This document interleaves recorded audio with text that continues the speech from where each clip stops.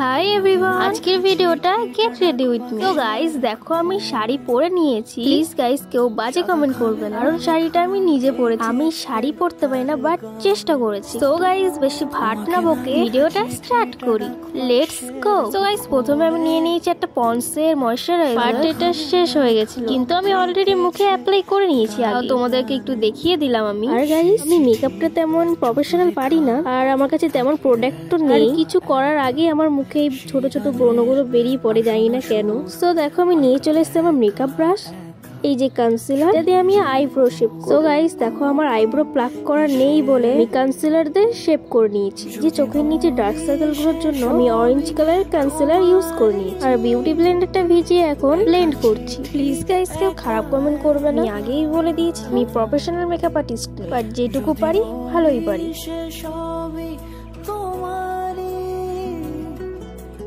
চিঠি একা একা সইয়া সইয়া সইয়া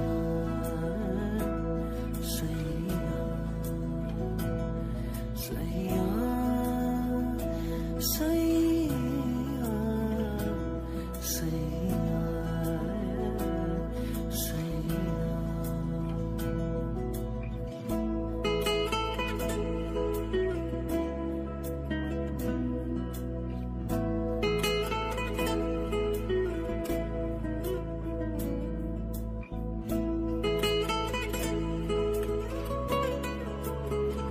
আর গাইস ব্যাকগ্রাউন্ডটা দেখে কেউ কিছু খারাপ মাইন্ড করো না, হয়তো রাজবাড়ি না, আমার কাছে রাজবাড়ির থেকে কিছু কম না। আমি যে এখানে কি বলেছিলাম আমি নিজেই ভুলে গেছি, বাট আমি বুঝতে পারছি না যে আমি কি বলেছিলাম এখানে। এই যে গাইস ফাউন্ডেশন হচ্ছে ফিটমির ফাউন্ডেশন, আর এই ফাউন্ডেশনের শেড হচ্ছে 230। আর এটা বড় কন্টেনার হয়, বাট আমি এটা কিনতে চাইলাম, কিন্তু গাইস পয়সা লাগবে তো কিনতে, আমার কাছে তো নেই, তাই আমি যেটা আমার সম্ভব হয়েছে সেটাই আমি কিনেছি। বাই দ্য ওয়ে এটা আমার ফেভারিট ফাউন্ডেশন, আর এই শেডটা আমার স্কিন টোনের সাথে একদম ম্যাচ করে। যে হাতে একটু ঢেলে নিয়েছি, এখন ব্লেন্ড করছি। আর আমি বেশি ফেয়ার মেকআপটা পছন্দ করি না, স্কিন টোন মেকআপ গুলো আমার খুবই পছন্দ হয়, আর আমি মেকআপ করতেও ভালোবাসি। তোমরা কেউ স্কিপ করো না, পুরোটা দেখো।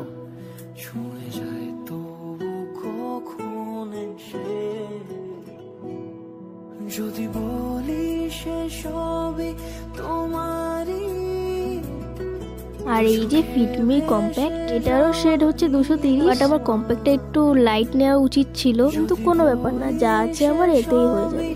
তোমারই দু চোখে ভেসে যাওয়া নীলামা, তোমাকে না লেখা চিঠিটা ডাক বাক্সের এক কোণে, সাদা খামের না লেখা নাম এঁকেছে তার গানে।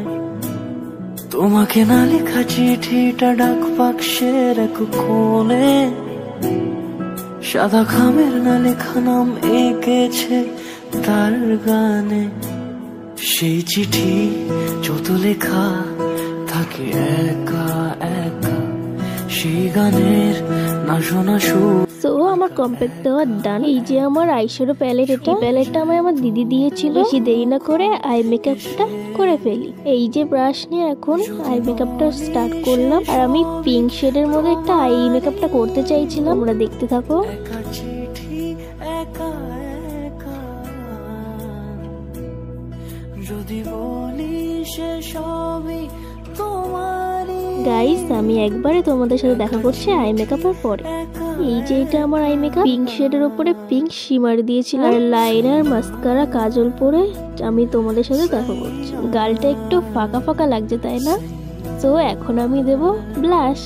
এই যে আমার দুটো রসগোল্লা গালের মধ্যে আমি ব্লাশ দিয়ে দিয়েছি। ব্লাশ দিতে আমার খুবই ভালো লাগে, যদি কোথাও যাই আমি শুধু ব্লাশটা আর লিপস্টিকটা অ্যাপ্লাই করে চলে যাই। আর গাইস আমি একটু হাইলাইটার দিয়ে দিয়েছিলাম, ক্যামেরাতে বোঝা যাচ্ছিল না বলে একটু ক্লোজ করে নিয়েছিলাম। এখন আমি লিপস্টিক অ্যাপ্লাই করব। আমার কাছে দুটো শেড ছিল লিপস্টিকের, বাট কোনটা ম্যাচিং হবে আমি বুঝতে পারছিলাম না। পিঙ্কটা একটু বেশি পিঙ্ক হয়ে গেছে, ওটা বেশি পার্পল হয়ে গেছে, তাই আমি ভাবলাম যে নিউডটা পরি। তো নিউডটা পরে আমাকে কেমন লাগছে, আর আমি একটু শাড়িটা ঠিক করে নিচ্ছিলাম, আর আমার নিউড কালারটা ভালোই লাগে খুব। তো গাইস আমি হেয়ার স্টাইল আর চুড়ি টুড়ি পরে একবারে তোমাদের সাথে দেখা করছি।